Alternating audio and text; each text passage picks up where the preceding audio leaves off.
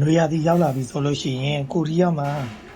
ထမင်းဆိုင်မှာကြောင်ရတဲ့ဒုက္ခတွေကစပြီပေါ့နော်ဒါကတော့ဒီမှာစတယ်ပြတာအဲ့ဒါခင်းရီတောက်ဆိုပြီးတော့ဟိုကလေပန်းရောက်ကန်းချဟိုကလေဟာလေအဲ့ဘောမှာသူများသွားနေတယ်ပန်းရောက်ကန်းကြီးကိုတော့သတိရအောင်ပါတယ်အဲ့ဒါအရီတောက်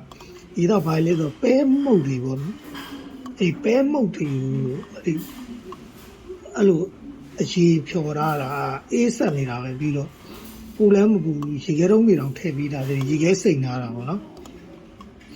ကိုရီးယားမှာနွေဘက်ရောက်လာပြီပဲအဲ့ဒါဒုက္ခအရင်ရောက်လာခုံးကူစုလို့သူတို့ခေါ်တာနဲ့တူတယ်ပဲမှုတ်ခင်းကျူပြီးလို့ရှိရင်တော့မှုတ်တော့ဘူးလေပဲမှုတ်ပေါ့နော်ပဲတွေမှုတ်ကြိတ်တာမျိုးအဲ့လိုမျိုးအရေးဖြော်ပြီးတော့အဲ့လိုခင်းကျူလောက်တိုက်တယ်နော်အဲ့ဒါတည်းဆိုးတာအဲ့ဒီပဲမှုတ်က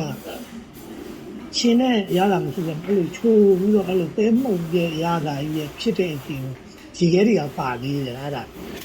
ရေခဲတွေကပါတော့အဲ့ဒါအေးဆက်ပြီးတော့စားရတာအတော်ကလေးကိုအဆင်မပြေဘူး။ငွေပဲရောက်လာပြီဆိုရင်ကြုံရတဲ့ဒုက္ခပေါ့အဲ့ဒါ။ဒါတစ်မျိုးလည်းမဟုတ်တော့နောက်ရက်တွေကြရင်တွေးတဲ့ခါကျရင်ကျွန်တော်ပြအောင်မယ်။ဟိုကလေခွားသီးရယ်နေကြီးစိမ့်ရယ်